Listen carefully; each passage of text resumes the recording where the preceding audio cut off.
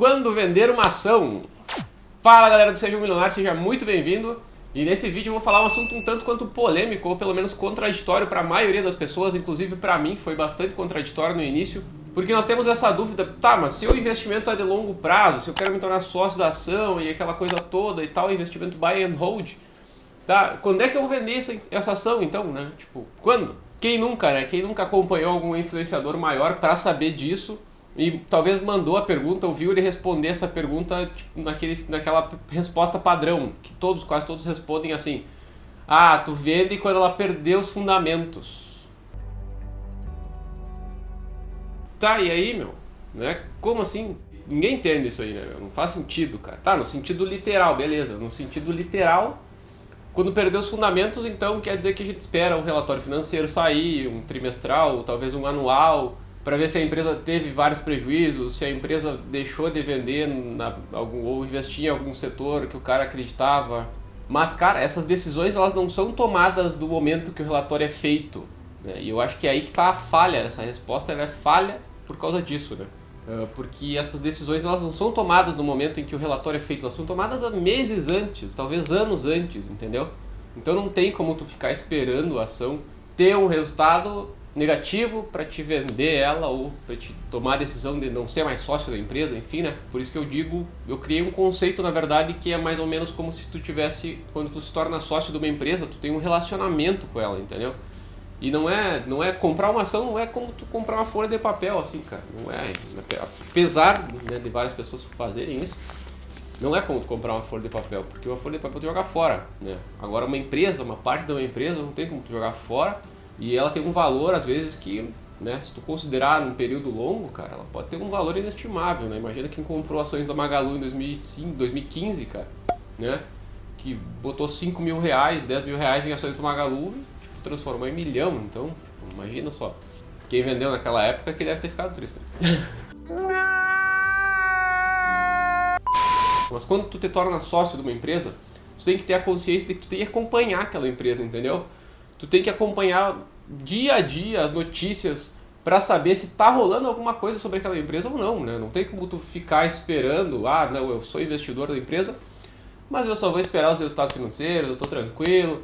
Cara, tem uma notícia bem triste para ti, mas provavelmente tu vai acabar descobrindo alguma coisa quando for tarde demais, né? Se tu fizer isso. Hoje em dia, ainda mais com tanta tecnologia, com tantas facilidades, inclusive nós temos um canal no Telegram que eu criei justamente para isso, né, para unir todas as notícias do mercado financeiro, para facilitar para quem tem interesse em acompanhar suas empresas e tal. E, cara, é uma coisa que eu acho meio bizarro até assim, né, voltando ao tópico, né, claro, em relação à diversificação e considerando esse conceito de que tem que ter um relacionamento, tem que acompanhar a empresa. Agora imagina, cara, aquele cara que tem 30, 50 ações na carteira, velho. Como é que esse cara vai fazer para acompanhar? O cara é tipo o Cadinho da novela, aquela, né? Que tinha 3 mulheres e não aguentava as 3, né, cara? Porque não tem como tu acompanhar. É muita empresa, cara. 30 empresas, tu vai ter que ler todas as notícias para saber se alguma delas tem a ver com a tua empresa. Porque tu tem todas quase as empresas do Brasil, né, cara? Eu acho que a diversificação, ela já também pode te atrapalhar nesse ponto, né? De tu não conseguir acompanhar todas as empresas. E eu acho que é bem importante de fato, né? A menos que tu não esteja nem aí. Porque provavelmente se tu tem muitas empresas, muitas tu vai errar, entendeu? A tua margem de erro pode ser maior, inclusive a tua rentabilidade vai ser menor, né? Existem estudos que mostram que de 10 a 15 ações no máximo, tu já tem, né, uma diversificação perfeita, mais do que isso tu está perdendo rentabilidade em troca de mais ações, que não faz sentido, né? E o meu segundo ponto, né, nessa história é usando um exemplo da IRB, né? Um exemplo prático que a gente tem aí no Brasil. Se tu não sabe o que aconteceu com a IRB, vamos fazer um resuminho aqui rapidinho, que foram vários casos, né, e nenhum deles envolveu o relatório financeiro. Então, vamos lá. A primeira situação, a IRB era uma empresa excelente, maravilhosa, tinha lucro, tinha uma margem absurda de lucro, mas aí um belo dia a Esquadra foi lá e fez um relatório falando, não, a IRB está fraudando seus balanços, não tem como ela ter esse lucro todo que ela diz que ela tem. E, bom, inicialmente as pessoas meio que desconfiaram, falaram, não, Esquadra não tem como provar isso daí, Esquadra não tem, né, respaldo para falar isso. E beleza, o pessoal ficou meio na dúvida, mas muita gente continuou investindo pesado na empresa, acreditando que a empresa era muito boa, inclusive pessoas achando que estava muito barata e essa coisa toda, né? E a IRB já estava lá pelos 30, 40 pila, acho. Aí surgiram mais notícias, né? A CVM foi investigar a IRB foi lá e pagou umas empresas de consultoria não, umas empresas para acompanhar um balanço ser realizado, né? As empresas em tese certificaram que o balanço já estava ok. Continuou o processo da CVM. Um belo dia surgiu uma história de que o Buffett estava investindo na IRB.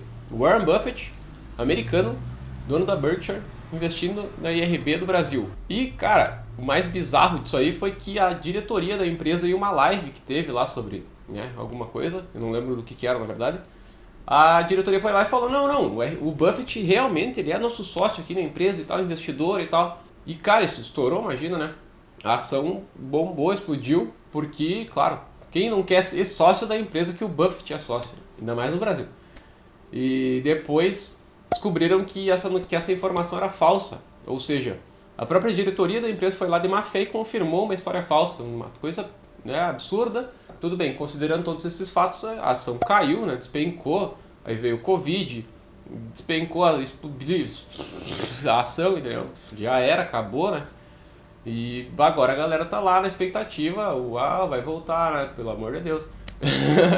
Agora tu me diz uma coisa, se tu ficasse esperando, né, o relatório financeiro da empresa para saber se ela tá, né, com o fundamento em dia ou não, se o fundamento tá bom ainda ou não. Com notícias como essa, pelo menos para mim, eu não vejo sentido tu ficar esperando um relatório financeiro, né? Porque, cara, a partir do momento que tu tem uma diretoria da empresa que está sendo acusada de fraudar balanço e ainda diretamente foi lá e confirmou uma notícia falsa para inflar as ações, umas coisas absurdas assim, não interessa se ela vai fazer o balanço, se o balanço vai estar em dia, se o resultado financeiro vai estar em dia, não interessa mais, porque é uma empresa que não tem nenhuma confiabilidade, né? Como é que tu vai confiar no resultado de uma empresa que mente? Quando tu vai saber o momento de vender uma ação, é uma coisa pessoal, com certeza, totalmente pessoal. Tu tem que considerar, na verdade, quando tu for vender, considerar o porquê que tu investiu naquela empresa no início dela. Então, comprei essa ação por causa disso.